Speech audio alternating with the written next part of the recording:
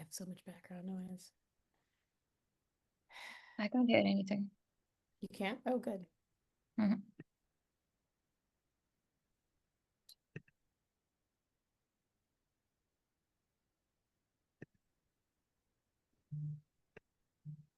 Okay.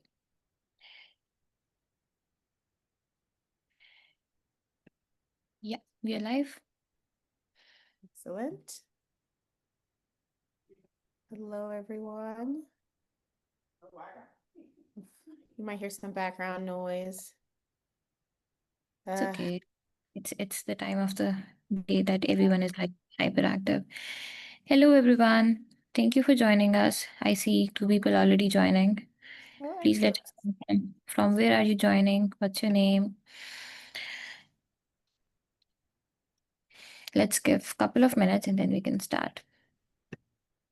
So we're on week 3 of our series. I hope everyone is enjoying it. We've been trying our best to keep on schedule while juggling everything else. For the next several weeks, we have uh, several events planned. We're going to release a schedule just so people can plan ahead. It will also help us kind of focus our attention and our time. There's so many things kind of happening. We have so many kind of balls in the court that it's good to just anchor on, 1 or 2 things we want to focus on, just so it's not this constant onslaught of just information. Um, but we're really excited that you all are joining us. We're going to give people a few more minutes. As always, we really appreciate feedback. If you want to see us do something different, just let us know. We are working hard and hopefully giving you information that is helpful. Um, and, you'll invite more people to kind of join us. Yeah.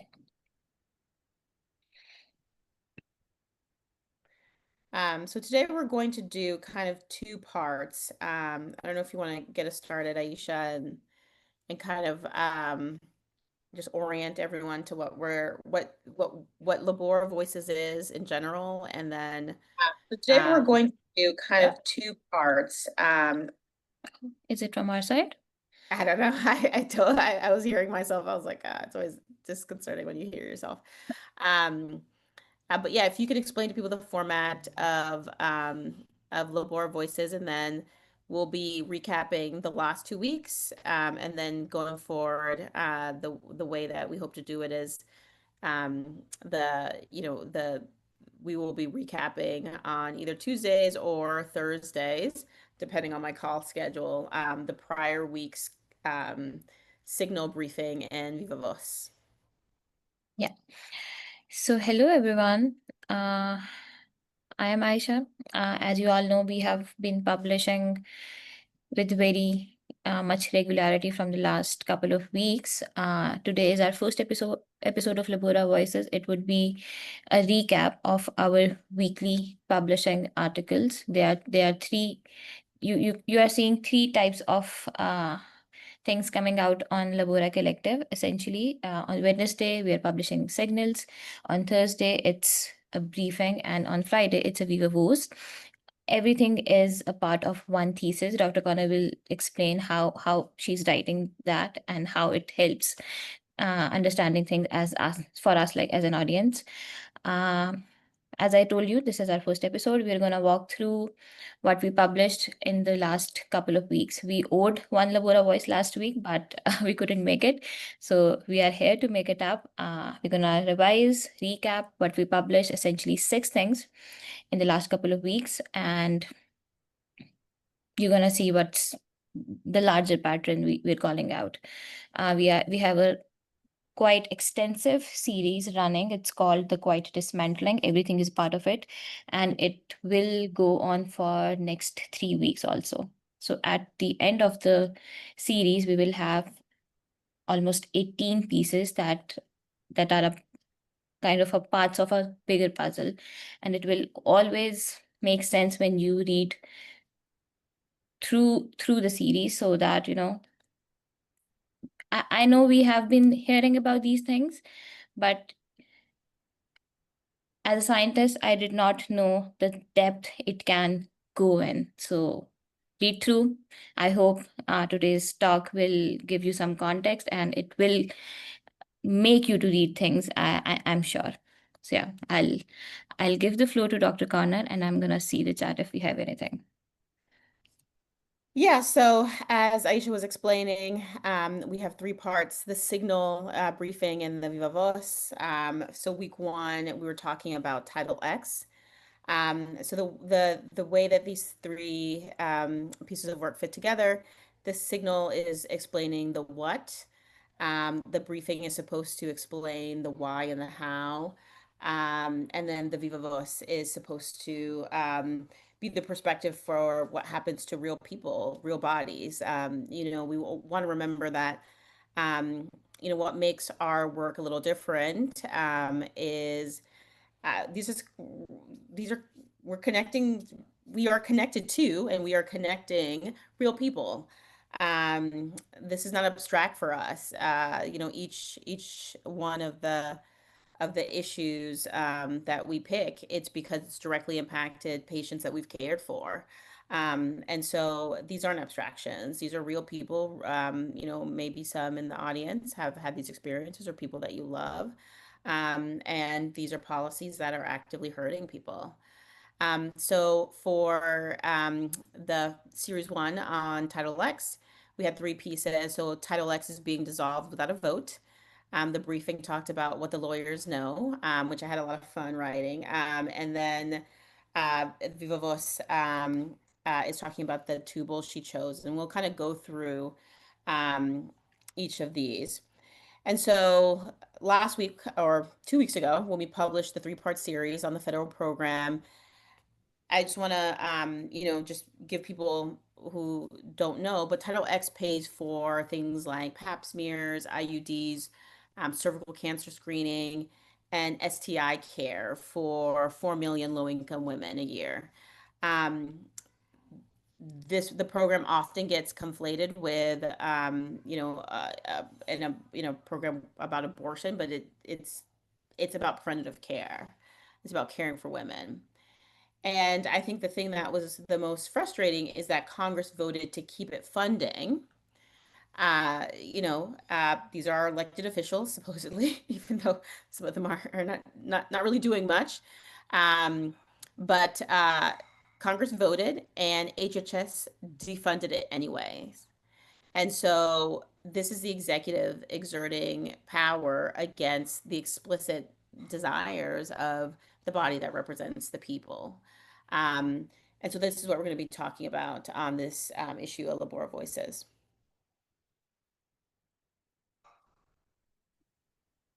Great. And thank you, Kat and Nancy, for joining. I know it's an odd hour, but your presence means a lot.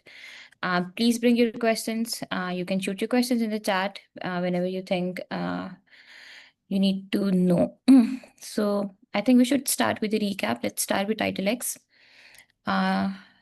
If you want to go one by one, I think let's start with the signal. So thesis number one is that and this is something you're going to hear repeated from us a lot, is that the systems are not broken. They're working exactly as designed.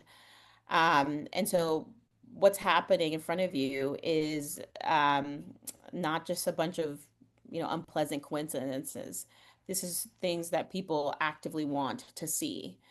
And so the evidence for this is, in April of 2026, the Office of Population Affairs released the Title X grant guidance. And the document that tells clinics what the program is going to look like going forward. And the guidance orients Title X from, what we, as clinicians think about, from, contraception, which is what we think about basic care of, for women. So contraception and STI screening, like I said at the top, to fertility awareness. And it characterized hormonal birth control as a over medicalization of women.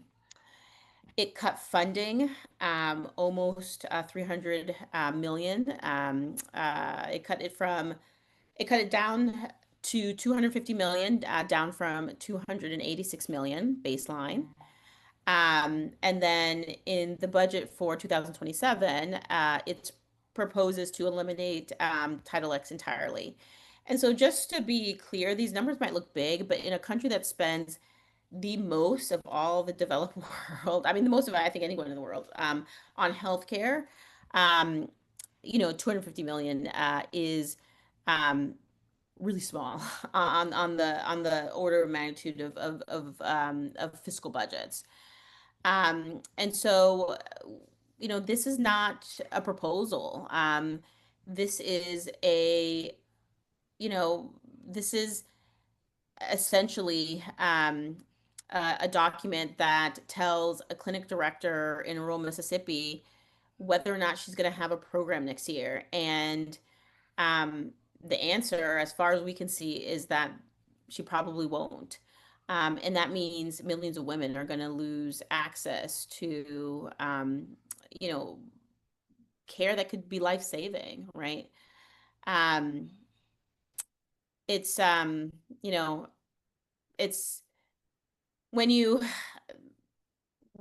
when you're like in the policy a lot, it could feel so abstract Mhm. um, from, from real life. And it can feel like, we're constantly like arguing about, these, whatever. There's a lot of partisanship. There's a lot of, discontent. One side has their perspective, the other side has their perspective. But what keeps me centered is what I actually see, right? What I actually see patients experiencing. Um, uh, in a couple months ago, I took care of a patient who had an ectopic pregnancy. Um, she had known about it for weeks. The HCG was climbing. She had a mass near her left ovary. It was clear that she had no intrauterine pregnancy. This is life-threatening. This could have ruptured at any time, and she could have hemorrhaged to death in her abdomen. Like this happens to people, right? Um, and what I couldn't really understand is why no one had actually treated her. It just didn't make any sense to me. She'd been getting like she came and she showed me all the labs that she's been getting, and she's been getting like this, serial ultrasounds. And I'm looking at the report, and I was genuinely confused, because why would somebody watch an ectopic pregnancy grow and not do anything? I mean, the diagnosis was made weeks ago. There's sometimes ambiguity about whether, could this be like a cyst on the ovary? Could this be, XYZ? But that had passed. We were long past that. It was a very clear diagnosis by that point. And so I asked her, where she got her care. Like who are these doctors doing these like serial ultrasounds for an ectopic pregnancy? And she told me the clinic, and I didn't recognize it. It wasn't like a hospital system. And it turns out she went to a crisis pregnancy center. And for people who don't know what these centers are, they kind of masquerade as healthcare facilities. They're designed to basically discourage women from getting terminations. But a lot of patients don't know, right? And the issue is that much of the federal family planning dollars are being redirected there, right? So from our taxes, we are paying for people to be misled. We're paying for ourselves to be misled. Because the issue is, you know, they are a crisis pregnancy center. They're not a medical facility, so they don't have any doctors, right? They don't have any way to treat her. And so she had this diagnosis, But no one prescribes methotrexate there. They don't manage ectopic pregnancies. There's no licensed physician on staff. And so they just could keep performing like serial ultrasounds. And then finally, like she had enough, like, patients are smart, right? They have enough common sense to know like, hey, something's not right. Like what are you doing, right? And so she finally just went somewhere else. And as I'm like as I'm like putting the pieces together, and like she sees like the concern on my face, and I'm like explaining to her what should have happened, it's like kind of dawning on her, that she's been deceived. And she could have died waiting for care at a facility that wasn't ever designed to give her care. And that's where our money's going. And that's like what everyone should be furious about. These centers aren't just operating out of nothing, right? They're taking federal dollars that should be going to treating patients, healthcare that people desperately need, and they're putting it into, honestly, like cosplay, right? Like this, people pretending to be caring for pregnant women when they're not. And this could be something that could happen like every day with the shortage of doctors that we have. Yeah. And that's what the future holds. I mean, this it's frightening, even Yeah. I from the mean, perspective of, yeah. no, no, go ahead. I mean, how even a technician could, I mean, it- it's like they want women dead, right? I mean, it's so basic. I know that most of us are not physician. I mean, I would like to understand what this means for non-physician people. I know you tried to explain, but what title X actually means, the mechanism in plain terms. And I know it's frightening, but again, how can we build our understanding about it? Yeah, so, Title X has been around for a long time. It was enacted in 1970 under Nixon, so a Republican president, a really terrible one at that. Not really one that was a great supporter of women. Yet it was enacted under that administration with overwhelming bipartisan support. It is really the only federal grant program dedicated entirely to family planning. So it serves about 4,000 clinics, about 4 million patients a year. 60% of those women are below the poverty line. And this is one thing I want people to take home. It is, in terms of spend, it is about a little over $100 per patient per year. I want everyone to $100, right? It is one of the most cost-effective public health programs ever built. You can't even take a family of four out to eat for $100, right? And they're giving women health care. Um, and I people probably heard this story, but I had a UTI the other day, and I was on call, and I went to give. I didn't even see a doctor. I like talked to I texted one of my colleagues. I literally just gave a urine sample, and I'm still getting bills for that. We're like now at like $1,800. And this is after the insurance is paid. Yeah, like we still, and then we got another bill for like another $50. And they're hunting me down, right? Like they're not calling my phone. They're because I keep answering because Raised I at also. $1,000 and it almost got Oh yeah, doubled, yeah, right? yeah. I mean, it's we've spent almost $2,000 on, I kid you not, a urine sample. Like And it this is, is $100 per year. yes. So There's I no mean that just, comparison. yeah. I mean it's just absurd, right? And the way that the way that they have essentially done this, in March of 2020, 25, they had about 70 million in year four funding, frozen, right, for about 16 of the grantees.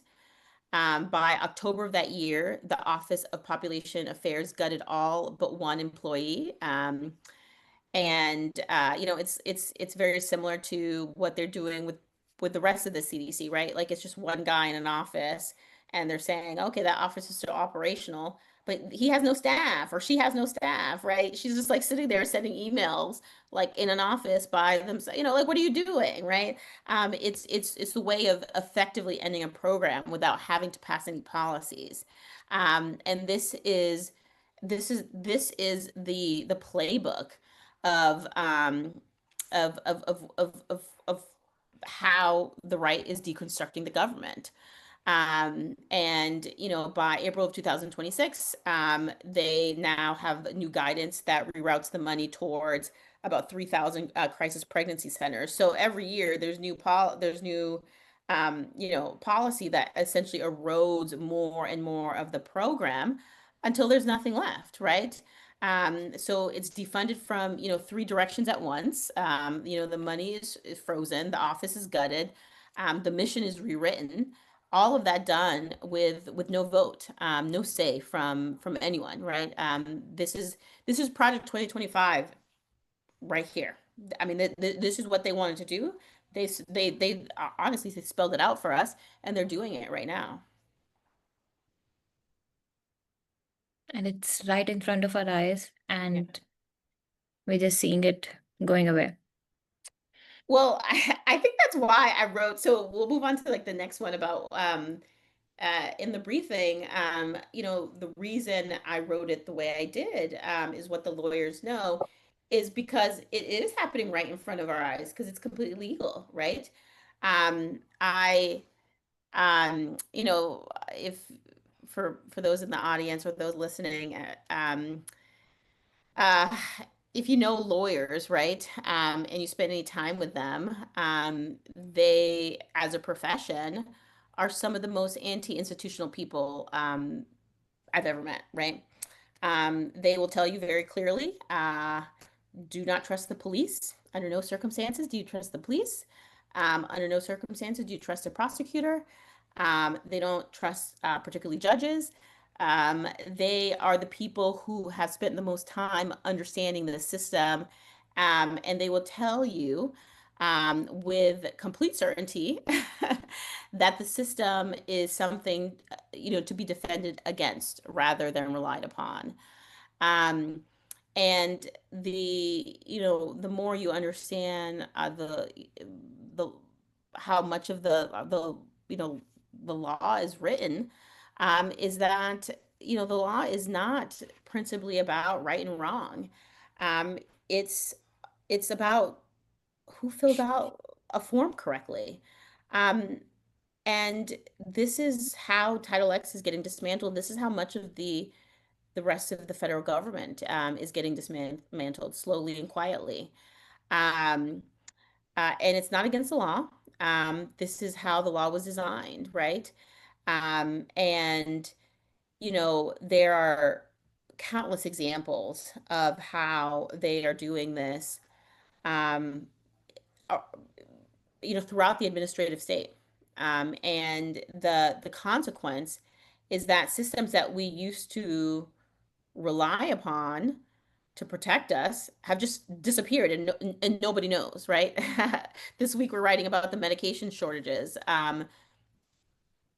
You know, that drugs don't just get in the pharmacy, right? It's this is not just a free market problem, especially the, drugs that are no longer like, making companies a lot of money.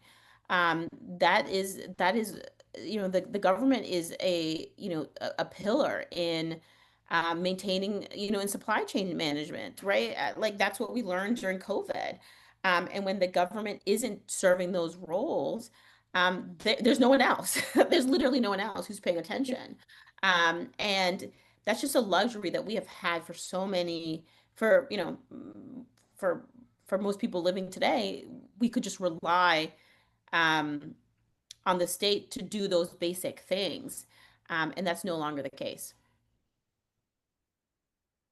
And everything is in legal domain. You just literally can't do anything about it.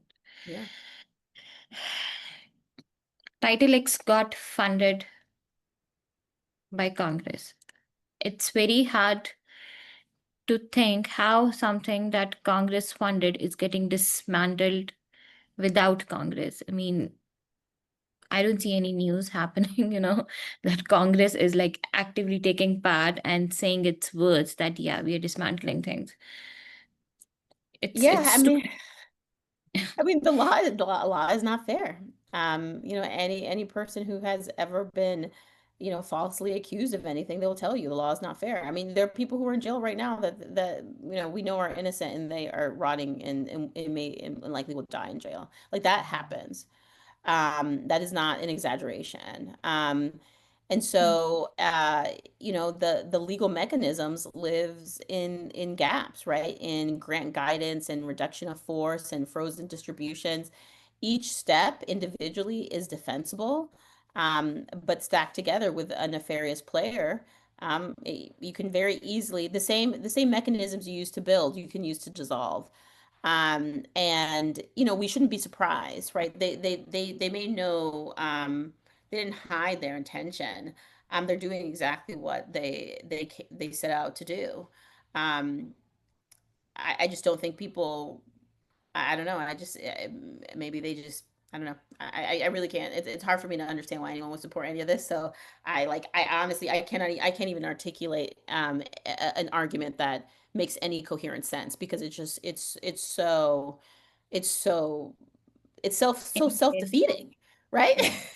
Like It's it's so it's so self-defeating. against the humanity, yeah. Like it's And self-defeating for everyone, right? I mean, for the people who rely on it, but also for like people who are wealthy and who have a lot of resources. I mean, this is the most cost-effective way of caring for because you will end up caring for these people, right? That's what you have to understand. It's just when, this woman, I like whenever I think about you know, like cervical cancer, I think about, women that it's a tragic disease because it affects women in their prime, like women my age, right? Um, and I remember so vividly just sitting at in a waiting room and having to tell like three children that their mother was never going to wake up. Um, and she had cervical cancer treated, um, had a lapse in insurance, so she missed a couple of appointments, came back with a pulmonary embolism, within a week was dead. even the wealthy people have women in their families, right? How on their human level they don't think it's gonna bite everyone in the ass. And Yeah. of course, as you said, it's affecting women decisions about their health. And that's what you wrote in series one, Viva, if you want to talk about that. Yeah, so I chose for this view of us to talk about experience I had with a patient who wanted permanent sterilization.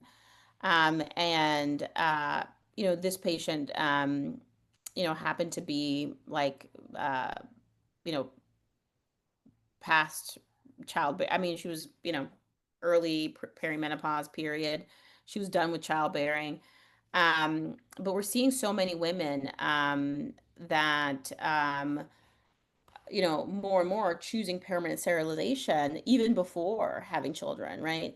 And the question that I always have in my head, I think if that's your choice, I want to honor that and respect it. But I just worry that with all of these pressures, that it's a choice arrived at under duress, right? Under, it's very hard to see how all the external factors are not affecting people's decision making. And you see it in the numbers, right? Like more people are getting permanent sterilization. That's what's so nonsensical about their whole approach. Is it is producing the exact opposite effect that you would want, right? Because we know what you do if you want people to have more kids, right? You provide better family leave, you give people health insurance, you provide support for childcare, like that's what you do, and then lo and behold, people will have more kids.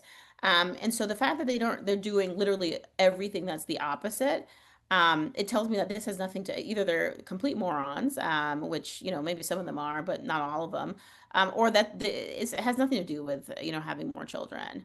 Um, I think it has to do with, if they had to choose, whether people will have more children versus whether they can control women, they're going to opt for controlling women, right? That is their primary, um, uh, that's their primary goal, right? And this particular patient, this is her fourth pregnancy. She had three living children. And like so many people, like she had a reliable contraceptive method. She had an IUD for years. It expired. Had insurance complications, difficulty finding, getting a replacement, and in that time period, she had an unplanned conception, and um, you know, this time she didn't want that to happen, right? She wanted something permanent. Uh, and it's a very logical choice, right? Because the system she lives in, for, for I would say the better part of half a decade at least, has been, hostile to women. And it's taught us that the system promises things that it will not be, makes promises it won't keep. And it's just hard to not think about how that affects women in the choices that they have. And so I don't know. That that's what I I ended the week with. Is just thinking about That's what how these, justifies. yeah, exactly, how this actually, like what are people doing, in the gaps that are being left. People are essentially left to make their own solutions. And in a country that has the number of resources that we have, the fact that we're doing this is just, I mean, it's just cruel, and completely unnecessary. In your practice, have you seen permanent contraception the rates of it going drastically up? Is it something that everyone is kind of considering due to this infrastructure collapse? Or people just know that they need that? I mean, the places that I practice, they're like I tend to practice in rural communities. The parity rates are really high anyways. Mm. I'm one hospital that I was at, these women some women have like 6, 7, 8, 9, 10 children. One thing that I have been really shocked by, and I have found, it's a real tragedy, is like you can't get an IUD in a hospital here. I trained up north, and we would do post-placental IUDs all the time. And so if someone wanted, an IUD, they would have that choice, right? You wouldn't have to like have a follow-up appointment, right? Because again, things happen, life happens. I have had women crying, because they just cannot face another pregnancy, and they don't know if they can come back for an IUD. And I mean, I've even thought about purchasing them myself, them myself, right? Because I cannot, I mean, I've had pharmacists like laugh at me, like completely laugh at me, when I tried to like, suggest that we should carry IUDs in the hospital, as if it's like the most absurd thing in the world. And it's like this is literally the impact of an unwanted pregnancy is so huge. We act like this is like,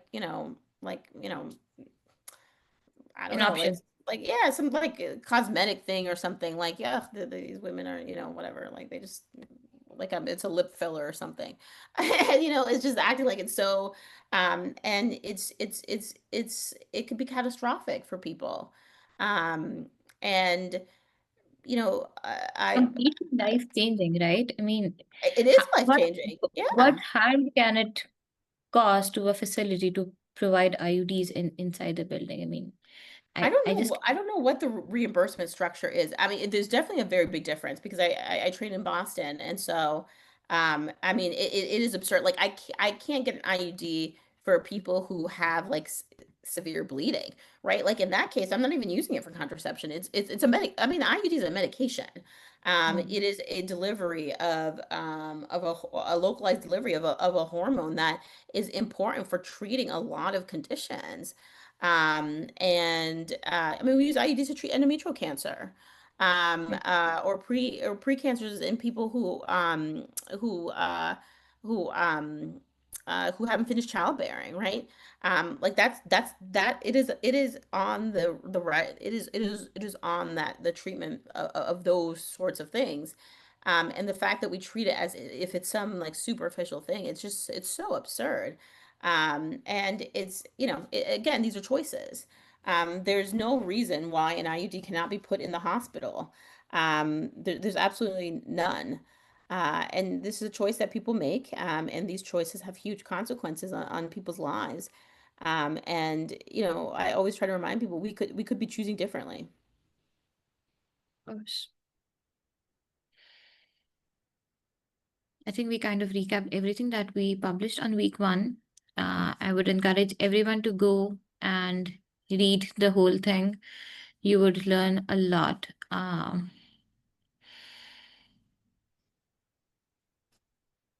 I see 8 people have joined us. If anyone has any questions, please shoot in the chat. I'm monitoring it throughout. And then we can go to recap our week two. That's Um, that the news in it, it's even worse. I mean, the human um, mind of mine is like, and being away from the States and seeing that kind of problem, human made, like self-made yeah, problems in a first exactly. world Self, country, yeah, it it blows my mind up. I mean, yeah, we have grown up seeing, like, the American dream life, we should pursue that. And seeing this, even, I mean, people are struggling to get an IUD in a first world country, yeah, which we kind of dream to even just travel to. It's yeah. absurd. It's absurd. Yeah, yeah, it's like yeah, it's like self-harm, Self-made right? problems, yeah, Yeah. self-harm. And I think it's really, tragic. So couple things. We're going to switch over to talk about PRAMS quickly. We did launch, though, Knowable. So you're going to see more coming out of that campaign. And so this is essentially the philosophical umbrella that we're trying to help people, kind of contain everything that's happening, right? And walk them through both, through the political, legal, and medical, uh, factors that have kind of led us here. And part one, I think we released on Tuesday. And then we're going to do a deep dive in that. So that's coming up soon. And then we have the third anniversary of Dobbs is coming up. And we're going to do like a special thing for that. I don't want to call it a celebration. It's more like a special accounting, maybe, of just the impact that has had on women's health. Mhm. Um, but to switch gears a little bit, so week two, we talked about PRAMS. And there, again, we're following our three parts, the signal, the briefing, Viva Voce. So for this week, it was, or excuse me, last week, it was no one signed the death certificate, why they came for PRAMS, and then watching is the care. And so, we just finished talking about Title X, the federal program they defunded without a vote. And so PRAMS is just a different target in the same, you know, the same, you know, the same set of things that they're trying to dismantle, essentially the support infrastructure for women. Mhm. Um, and so nobody ever announced that PRAMS was stopping. It just stopped. And that's really the story. They just stopped. They just I think the people technically still have their jobs. They just are like, don't ever come to work. And They're on so, yeah, they're on kind of one, I don't know, yeah, vacation or what, yeah. but Like, I they don't know what the are term they is, are but on job, but they're not there. They're not yeah, doing their job. yeah. Okay, yeah, we're gonna talk about what it is. Brand, I think most of the people don't know the details, how it was quietly killed, and why the turning of that kind of thing counts. Of course, it's causing the harm, but harm is the most dangerous move in the whole playbook that we can think of right now, right? Yeah, so again, it's the same thesis. The systems aren't broken, they're working exactly as designed. And the story of PRAMS, I think, sharpens that point. It's action through omission, right? Again, you don't pass a bill, you don't hold a vote, you send everyone home on administrative leave, and this is supposedly in a government that is wants to get rid of waste. I don't know what's more wasteful than people who have a job and you won't let them do it. You leave all the office lights on, and then you just let the program die through inaction. Because they, they, no one ever made the rule that you actually had to spend the money or that you actually had to, even if you have to spend the money, no one actually said that you actually have to spend the money on the work, right? You can just spend the money on people who are furloughed at home. And You that's how got the you, funding, period. yeah, There is no there is no extension of that sentence. Yeah. yeah, exactly. No one ever thought to put that in the rule book, right? And they are choosing to, let this program die. And the reason is it is a program that makes harm countable, right? Because in order to have these sort of policies at scale, it's a very consistent authoritarian playbook, right? There's suppression, but also you have to stop the scientists. You have to stop the data being collected, right? Blindness is a part of the policy. And so the signal on Wednesday, no one signed the death certificate. So there's a way of killing a federal program without admitting you killed it. You don't pass a bill because it's not very popular to say, we don't want to monitor the country for harm to pregnant women. That's not something that most people think is a good idea, especially in the most dangerous developed country, the most dangerous country to have a baby in the Western world, to say like, we just don't want to collect the data anymore. Most people would not be for that, right?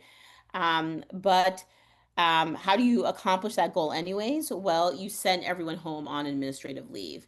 You keep the paperwork moving through the system. You still pay the electricity bill, leave the office lights on. Somebody's making coffee on Monday morning. And then a year later, when someone finally asks you where the data is, you just say that it's going to be released at a later time. And that's what's happening to PRAMS. It's the same method as Title X, but even more damning, right? Uh, because this is a program that is trying to undo or at least monitor so much of the harm that happens to women. And even the monitoring is being eliminated.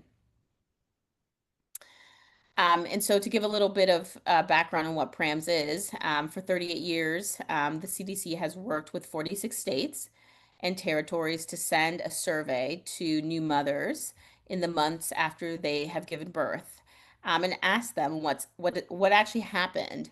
Um, Ask them questions like, did they want to be pregnant? Did their provider listen to you? Were you screened for depression? Were you able to get birth control? The hospital has the medical record. The death certificate will tell you who died, but PRAMS is the only record that we had, where with the woman herself was being asked. And on April 1st, 2025, the entire CDC PRAMS team was placed on administrative leave through a reduction in force notice. The 2023 data was already finished. It was cleaned. It was being prepared for release, but it was never released. And then asked when the data was coming. HHS said it was committed to optimizing maternal and infant health outcomes, and will share PRAMS data at a later time. And that's the story, at a later time. And if you've ever been bullshitted, you can you know it when you see it, right? Like that data's never coming. Yeah. We're never gonna get that data. And no one is after them because everyone is a part of that puzzle, right? Everyone knows that there Yeah, should be yeah. some federal entities that might require that data. But in that case, they would like to improve the health care outcomes, which is like exceptional right now. Well, I mean, I think there's so many things to that story, right? People are, I mean, this is, part of destroying the system requires, um, the so yeah, people are after them. But we're apparently at war in Iran, right? Like, I mean, there's an economic crisis kind of on the horizon. People just have a lot of things, and that this is part of the strategy, like just create maximal chaos. Um, uh, you know, some part What of me, seems less important to people, right? and it might be Compared to right the right surroundings. now, it probably is, right? If you just got your WIC taken away, I have a patient that she a single mom, she relies on these benefits. Um, she texts me regularly because she can't buy milk for the baby, because her WIC benefits have been taken away, like regularly. And like, what do you do? Like, I mean, it's heartbreaking, right?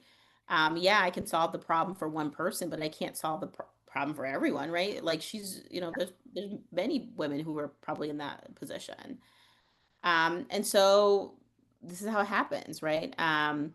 And the thing about, targeting the administrative state is when the administrative state works well, people have no idea that it's working, right? So many of these offices, like, that like the stereotype of the government employee was like this pencil pusher, this bureaucrat, this, whatever, inefficient, blah, blah, blah, blah, blah, blah, blah. Mm. Um, and so many of the things that we depend on, like we don't even think about, that gives us the comfortable life that we're used to, are these people, right? Are these people who are just doing their part, that have been unfairly demonized, right? And now we're gonna learn what it's like, to not have that. There was a famous like race car driver, I think, that like died suddenly of like this like pneumonia, I think, in I think in Charlotte. And the first thing that crossed my mind is like, oh my God, nobody's monitoring for the, like, we could have like an epidemic coming, and no one is, no, the people who monitor this aren't paying attention, and so we wouldn't know. And so, as a clinician, like I'm on call, I'm thinking, oh, like, is there something that we don't know, right? Because you can't do this as an individual, right? This has to be done. The only body that has the capacity to do this is the federal government. And right now, HHS is much more interested in vaccine skepticism and whether women are underbabied. Um, so, I mean, that's Nonsense. that's where we are. Yeah, it's like nonsense. It's like literal nonsense. Um, A person with a reasonable education would say the same word. It's nonsense. it's nonsense. It's nonsense. Anyone with any kind of It's common not a sense. problem for you until it is, right? Yeah. So what I'm hearing uh, is like PRAMS. was capturing something very unique. It was capturing mother's experience, right? Rather than what we see on a paper after you get discharged. So yeah, of course they would have to dismantle it because things are different in those two scenarios Yeah, right. Because how do we know what happens to people in their, you know, you until know, we ask them. Yeah. until we ask them, right? Like, because most of the data we have comes from like physicians' charts essentially. And physician charts are what you would think. I mean, they're billing, they're for billing, for Mm, documentation and billing. They don't capture a patient's experience, not from their perspective, right? It captures the clinician's medical management. And in obstetrics, they're notoriously very brief. You might get like 3 words for like a whole experience, right? And you get very little information. And so but the thing about when you ask people their experience, you can't control what they say, right? And that's very dangerous. And that's one of the reasons they came for PRAMS, right? Because you can usually identify, what a political project is about by watching what they kill first, right? mm, What it argues against, what it defunds. Um, Argument is cheap, but defunding is expensive, it's slow. And it's only worth it if the reason that does not survive being said out loud, right? PRAMS makes 3 arguments possible that this political project cannot survive, right? One is that Black maternal mortality is not biological, it's structural. The second is that abortion bans kill women who voted for them, right? mm. And then the third is that the pro-natalist rhetoric is empirically false. It's just not true. They are not trying to help people have more babies. Every policy that they have does the opposite. And so when you kill prams, you don't get rid of those arguments, right? But you make them um, you stop them from being defensible in court, in a committee, in print. You make people like us, like make our work that we go from being scientists and physicians to being just like uh, you know um, uh, you know uh, We don't radicals, have right? that. I mean, we just cannot prove anything, right? Yeah, exactly. Just our opinion. And that Something that we are assuming, of course. exactly. And if you can't demonstrate something, if it's just your opinion, if you're just, uh, if you're just like if this is no more than advocacy, then it can be undervalued, right? And this is already in a space where it is very difficult to get people to pay attention to these issues. And so um, you know, PRAMS is on the hit list not because it failed, but because it worked, right? Because the things that we know, the fact that Black women die more in pregnancy, the fact that we have an epidemic of overdoses um, Mm. in pregnant women. It's one of the leading causes of death. The fact that, postpartum depression rates are going up. All of that stuff that comes from PRAMS. And we are not going to have that information. I mean, 2023 was a while ago, guys, Um, we we don't have 2023 data. We're not going to have 2024 data. We're not going to have 2025 data. We are now heading into 2026. We're in 2026, right? And so Way through it's already. yeah, And if you don't have data, there is no way someone yeah, can at least yeah, suggest improvements, right? yeah, Making the exactly. improvement is it's something else. It's a bigger step. You just Right. cannot even have a Yeah. blueprint of the improvements, Yeah. And just like that, half a decade goes by, you and know? people will, yeah. And all these things will become a fact again. Black women dies more. It's a fact. It's not it because we won't have anything to back things. They're Right. moving so strategically. I mean, it's Yeah. Yeah. Yeah, Again, the system is not they broken. wrote a They whole report it's on it. Yeah, they've been planning this for decades. Yeah. yeah. I think we have our next thing, that's Viva Voce for the week 2. Again, it's your experience as a physician, if you want to talk about that. Yeah, so for this Viva Voce, I wanted to talk about what care often looks like in the obstetrical world, where it's not intervention, right? Where you can't really offer there's no clean fix, where the care is the watching. And so this particular patient, and this is not an uncommon story, right? She was 16 weeks pregnant. She was spotting.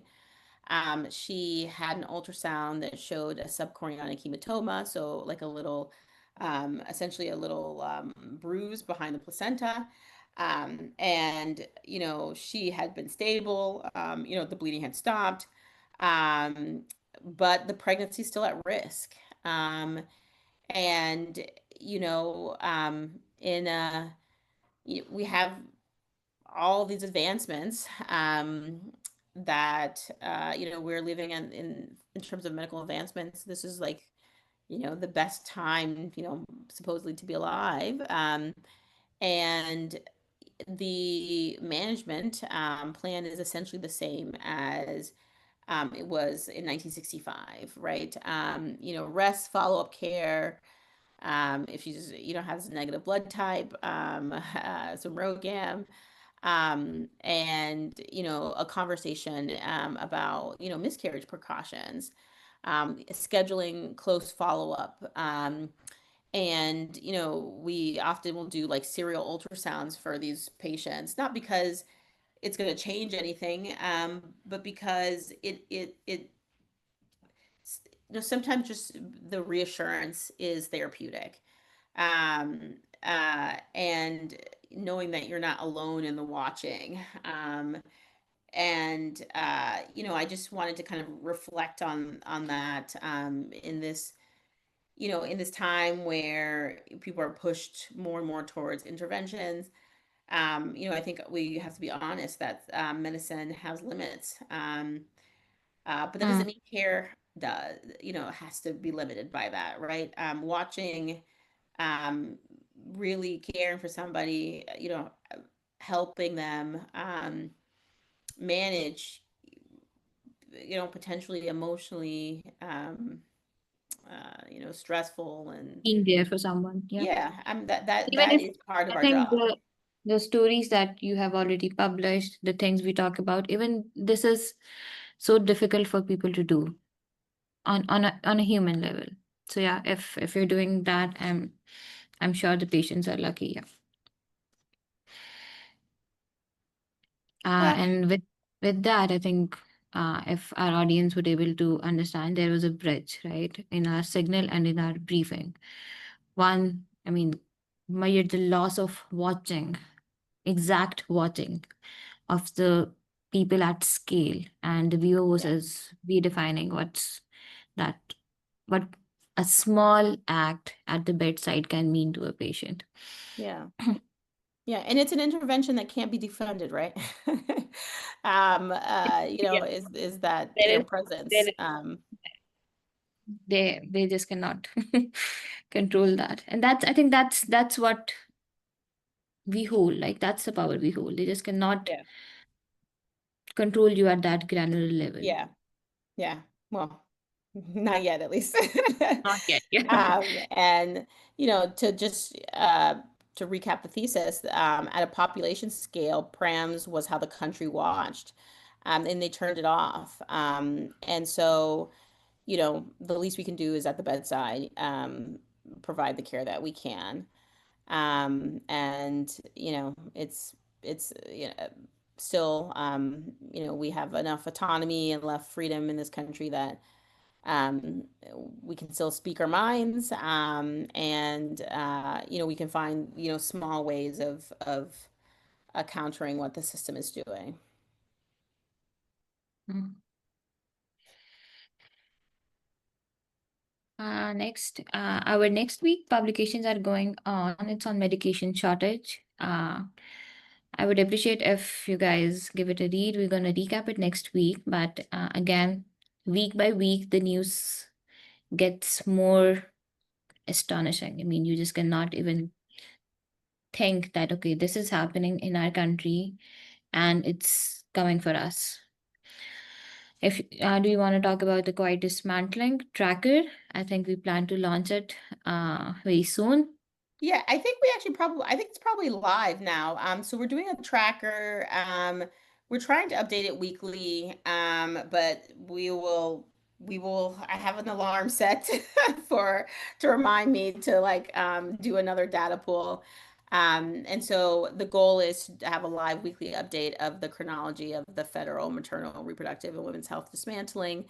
And then, talk about the clinical translation and what it means for patients. Um, and then, as Aisha mentioned, we have our week 3 on medication shortages. Again, different targets, same playbook. And the hope is that people start to pick up the themes here, and start to spread the word, right? So that people understand why the things around them are kind of being torn apart, like why they had access to something 2 years ago, and now they don't have access to that. Um, and then that brings me to like the final segment, which is, something we're really just really starting to just scratch the surface. And this line of investigation. So I don't know if people know this, but Diosada is a clinical company, and we're focused on improving obstetrical and gynecological outcomes for women. And the way we do that is by focusing in on obstetrical emergencies. And one arm of the organization is focused around essentially research, like research intelligence. And that's where a lot of our data comes that we show you here. But we have a lot of lines of investigation, looking at clinical trials, looking at, scientific innovations. And one of the most recent threads we started becoming interested in is, who profits when women die. And it is, these are early days, and we're just scratching the surface, but the findings we have are incredibly compelling and terrifying. And, we are just starting to understand the mechanics of it. And so we wanted to kind of share it with you all. So, every story we tell here ends with a woman who, didn't have to suffer, who didn't have to die, right? And so we started asking the question about who profits and who benefits, because there's always someone on the other side of that equation, right?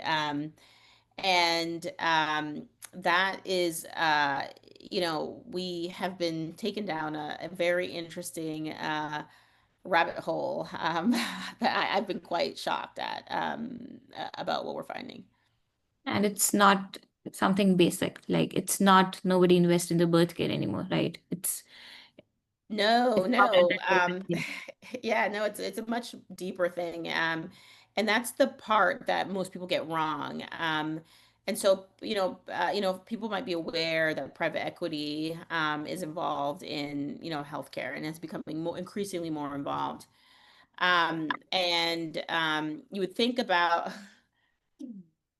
You would think, since L&D is one of the basically, from an economic perspective, it's just it's a cost center, right? Like it doesn't generate money. It often can't recover its own costs.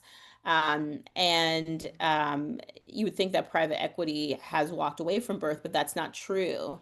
It has reselected whose birth, whose birth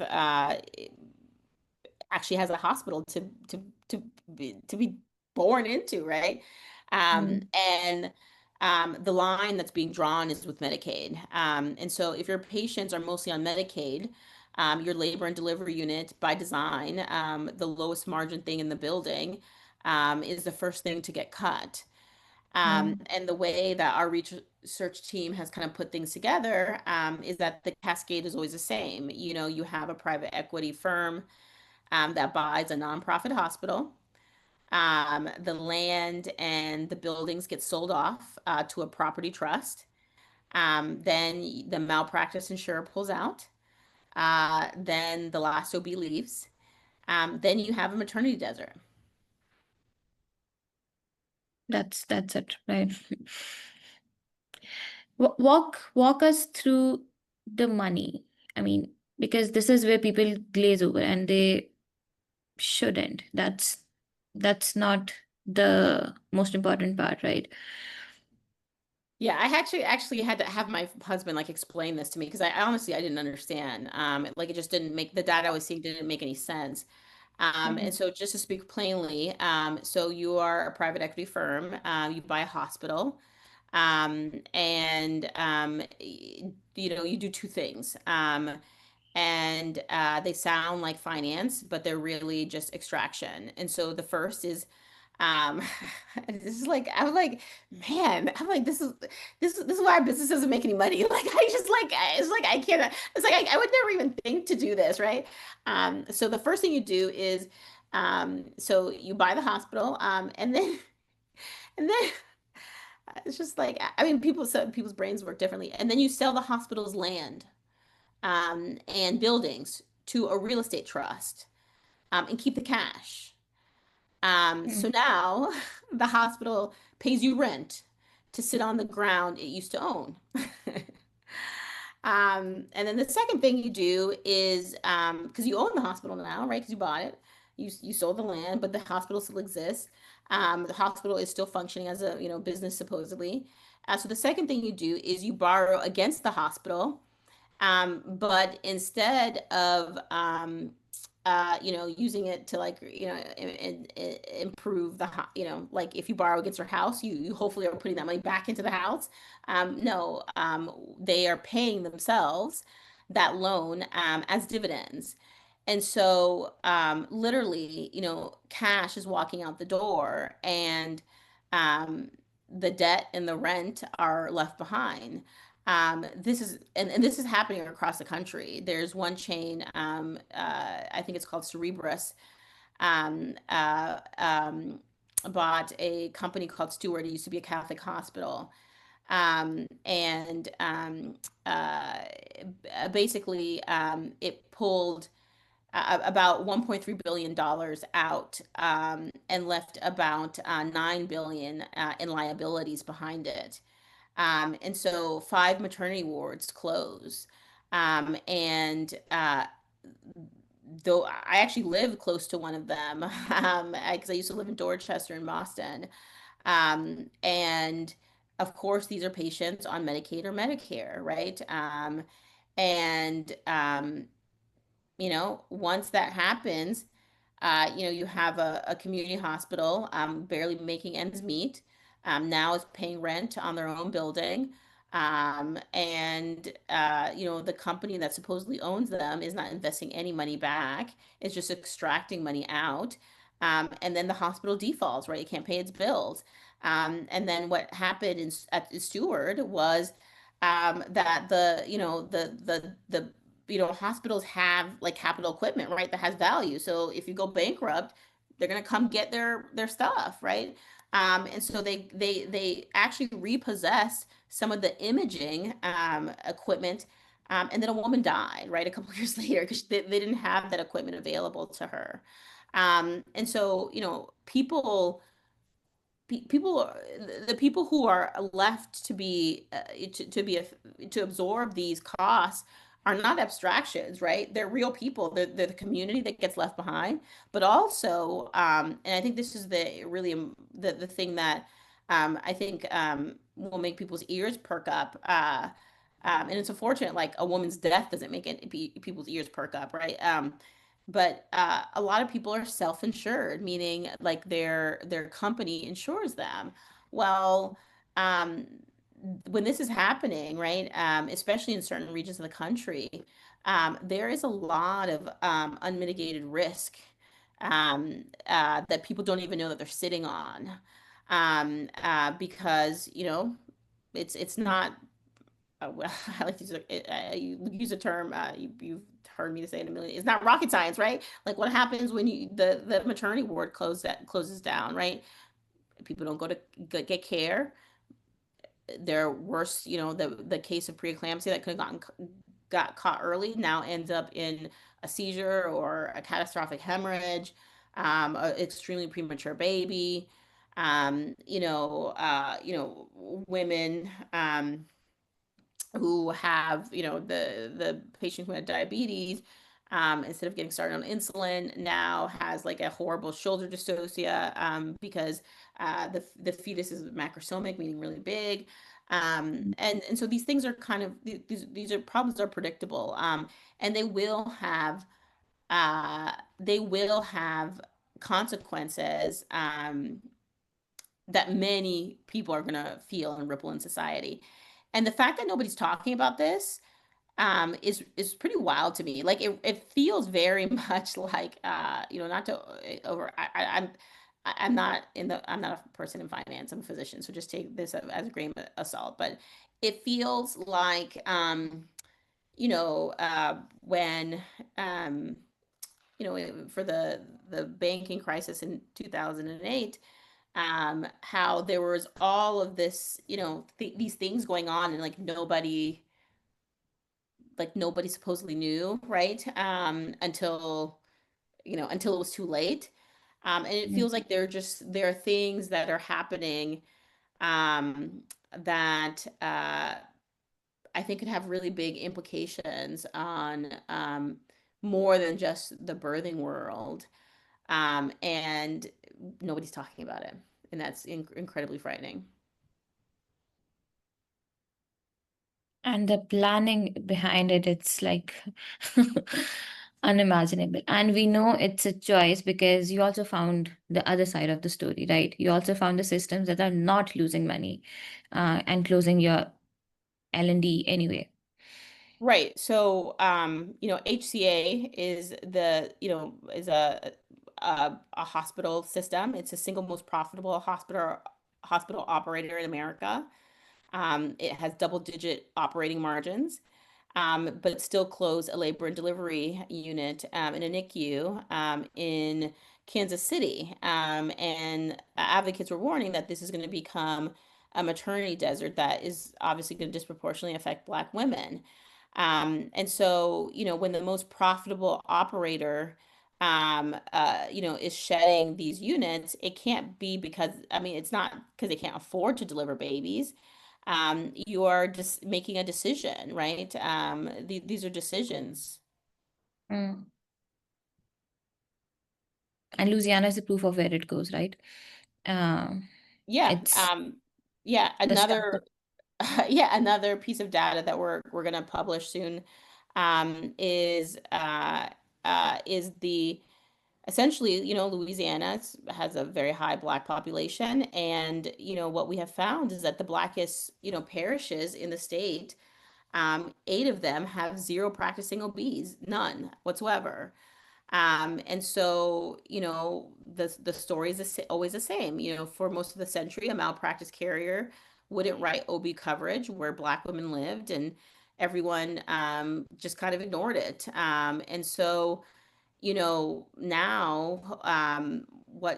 what's happening is that area, where those sorts of financial pressures are happening, is growing, right? And it's affecting much more than just, Black women. Mm. Um, and I think, the way that, private equity is really, taking a situation that was already bad, and putting extra pressure is that, um, they're buying up lots of, obstetrical practices and exiting these areas essentially. And so, you see this at scale, right? You see this throughout the geographic South. We have maps that we've been looking at that just shows all of these areas where there's no obstetrical provider at all. Like women are having to drive hours and hours. Um, and the, I mean, we don't have the data, right? Because nobody's watching because they turn off prams. But you know that women are dying, right? Women are dying. There's no way that that's not true. Louisiana is one state, Idaho is another. It's different set of circumstances. For Idaho, it's not primarily race driven. It's primarily policy driven. But a lot of the underlying forces are the same.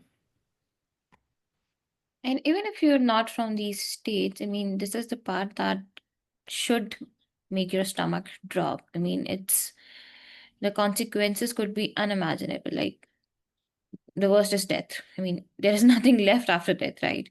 What are you doing to the women that are a crucial part of your nation?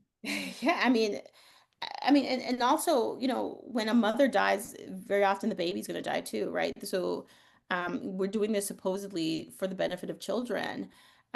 People forget that a pregnant, one of the most important part of a pregnancy is a pregnant woman, who would have thought? And, that part is being, neglected.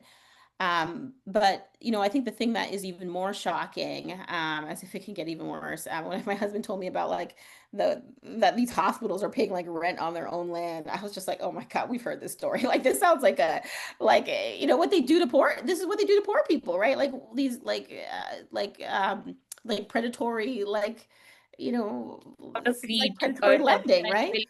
that. Yeah. Yeah, you're doing it at scale. But this is the part that really kind of when it started to click into place for me. Um, so, everyone knows you close an L&D unit, you make a maternity desert, right? Women drive further, they get less prenatal care. And what happens? Of course, you get more preterm births. And now preterm births changes the equation completely. Because a NICU is not a loser in the hospital. It's one of the highest margin things a hospital does. Between 2020 and 2024, the amount of like NICU, like high policy, meaning like over $1 million, um, uh, um, uh, you know, um, basically bills, um, uh, doubled, right? And so we see very, sharply. And this is one of the things that the people who like reinsurers of employers who have who self-insure their employees get very nervous about, right? Is because a very preterm delivery can have very significant financial implications for that policyholder. Um, and if you're self-insured, that policyholder as the employer, that's you. And what they do to protect themselves is they have reinsurers, right? Essentially, or stop loss insurers, I think is what they call it. So essentially, like if let's say it kicks in at around $1 million, right? You're only going to pay up to $1 million for this outcome. Well, if the stop loss insurers start going out of business or they decide like they just can't operate anymore because they're just frankly the risk is too high. Like um, there's no way for them to adequately price their deductibles, right? Because they just don't have the data and they have all of this unmitigated risk, right? And then you have a bunch of things just colliding into each other, right? You have the closing maternity units, you have the birth worker crisis, you have all the things the government is doing to make reproductive health care less accessible. Then you have like private equity. You have all these things kind of mixing together, and it looks like it's going to create something very, very dangerous, because what what the numbers are showing is that they don't just tolerate the harm, right? The harm, there are people who are actually financially rewarded by it. And so the same groups that are driving these LND units out of business are the same groups who are now going to benefit from these preterm deliveries. And when the worst outcome is the more profitable one, well, that's a problem that's gonna be hard to fix.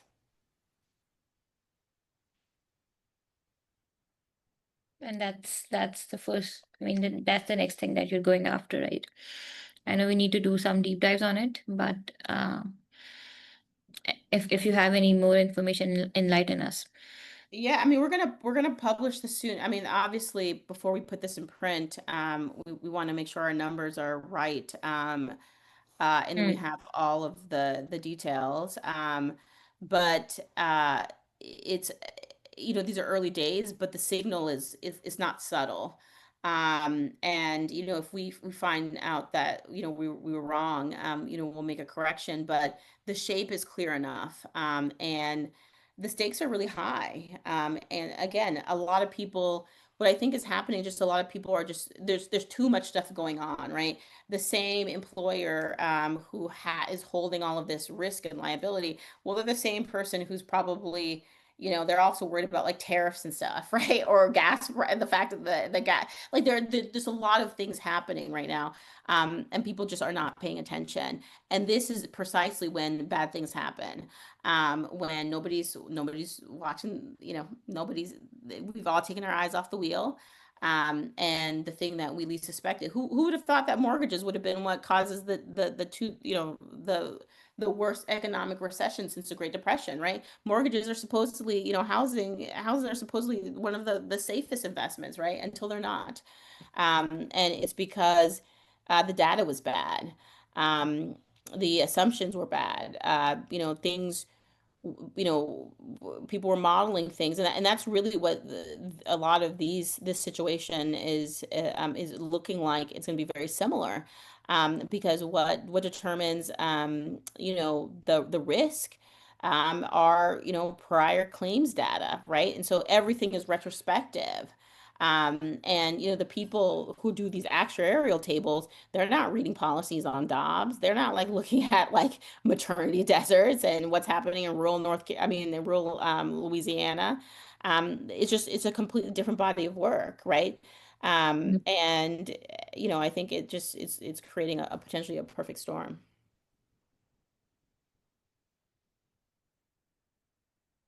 I think we recapped everything till date, and I'm glad we got to do this because it resurfaced many things.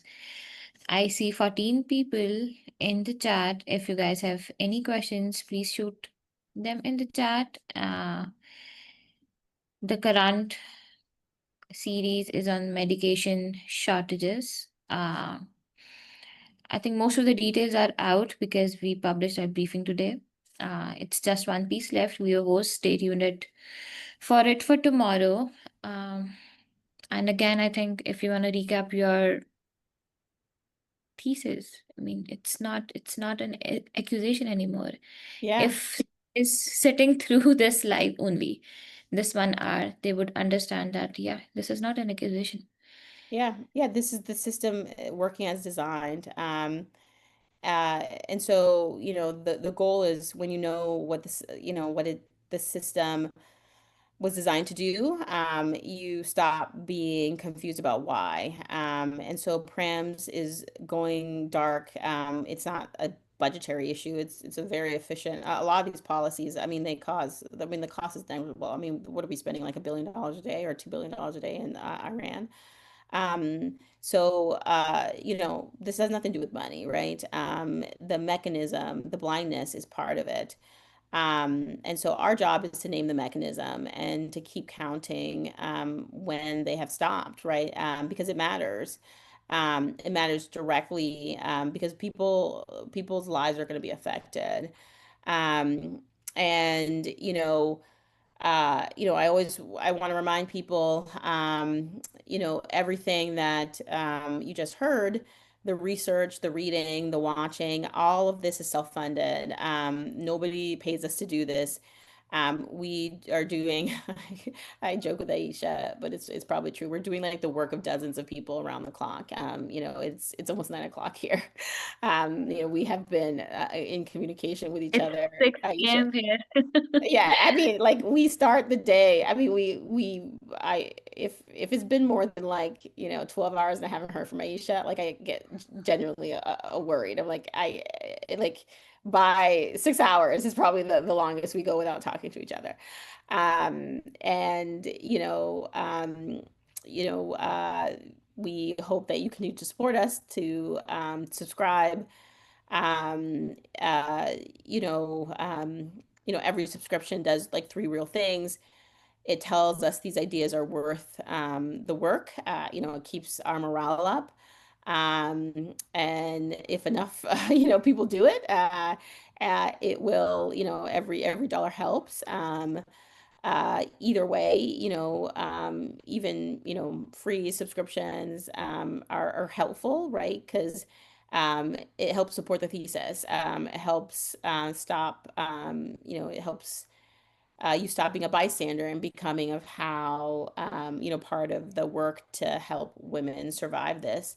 And so thank you everyone for joining us. This was a really long episode because we were trying to do two in one. We will, the goal is to try to publish these, I mean, to try to edit these, and these will become like a podcast of sorts. So if you ever miss one, there will be recaps. So my name is Dr. Yamicia Connor. I was joined today by Aisha. And, thank you all for joining us for Labora Voices. We want everyone to stay rigorous, to stay loud. We will see you. I think did we decide we're going to do something tomorrow? I can't remember if we That's for foundations, but yeah, for Labora Voices, we're gonna come back on Tuesday now. on Tuesday, yes. And we're going to publish our calendar. I know we've been saying that for a while, but we're finalizing it, and we please be patient with us. Because I actively take call, and so there's going to be a lot of juggling. But we're going to do our best to try to maintain our commitment and try to get this information out. We have a lot of things helping prepare for the midterms. And we hope that you share the information, and that it's helpful to you or someone that you love. Thank you. Thank you everyone for tuning in. Bye.